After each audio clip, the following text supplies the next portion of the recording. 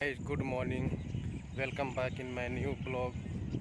So guys, आज हम कुछ बोलने जा रहे हैं। अहमदाबाद जो प्लेन क्रैश हुआ है उसे सुनकर हमें बहुत दुख हुआ है, बहुत दुख की बात है। ऐसा नहीं होना चाहिए था, लेकिन इसमें गलती किसकी है? बहुत सारा लोग न्यूज़ देख रहे हैं कि बोल रहा है कि पायलट का गलती है। तो हम बताना चाह रहे हैं, हमारे हिसाब से पायलट का कोई गलती नहीं है। आप वीडियो में देखे होंगे कि प्लेन हमेशा ऊपर की ओर उड़ रहा है।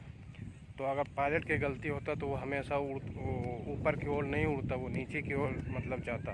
तो इसमें पायलट की कोई गलती नहीं है। गलती बस एक ही आदमी का है जो उसमें ख़राब मटेरियल यूज़ किया है प्लेन में। अभी जितने भी लोग उसमें शहीद हुए हैं, तो बोला जा रहा है कि सरकार की ओर से वो सभी आदमी को 1-1 करोड़ रुपए दिया जाएगा। क्या 1-1 करोड़ रुपया? उस जान की कीमत सिर्फ महज 1 करोड़ रुपए है। वही 1-1 करोड़ रुपया इस आदमी बोला जा रहा है। तो 241 यानी कि 200-250 करोड़ या 300 करोड़ उसमें अगर लगा देता प्लेन में, बढ़िया मटेरियल लगाने में, ब्रांडेड मटेरियल लगाने में, तो ये प्लेन क्रैश नहीं होता।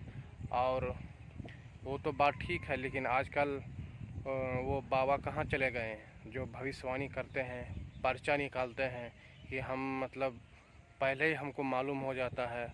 पता नहीं उसको कहाँ से मालूम होता कि किससे कौन बताता करके, या फिर भगवान से डायरेक्ट कनेक्शन है उसका, वो मतलब बाबा ही जाने।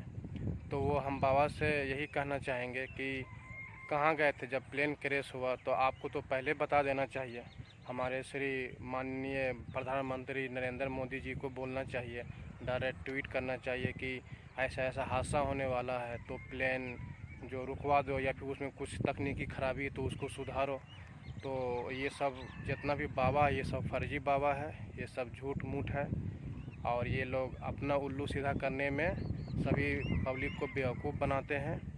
तो ऐसा बाबा पर भरोसा ना करें। ये बाबा जितना भी सब बेवकूफ़ी वाली बात है। इंडिया टीवी का न्यूज़ है, मैं पढ़ के बता रहा हूँ कि इसमें लिखा है कि अहमदाबाद में हुए प्लेन हादसे में अब तक के 297 लोगों की मौत हो चुकी है। विमान में सवार 242 लोगों में से 241 लोगों की मौत हो गई है। हादसे में सिर्फ एक यात्री ही जान बच पाई है।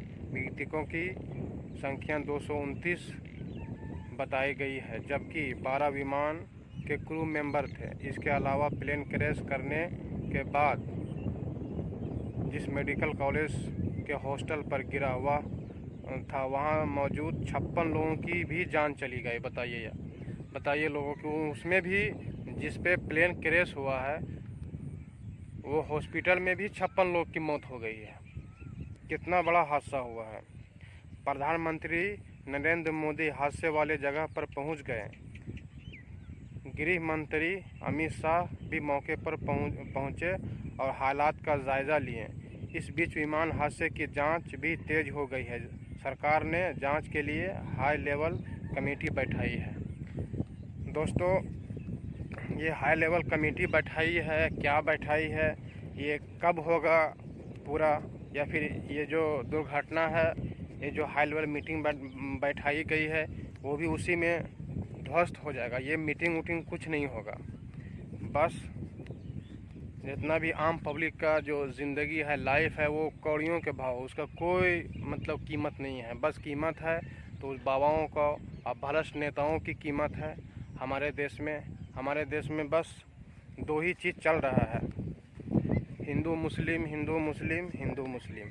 इसके अलावा और कोई चीज़ सूझता ही नहीं है।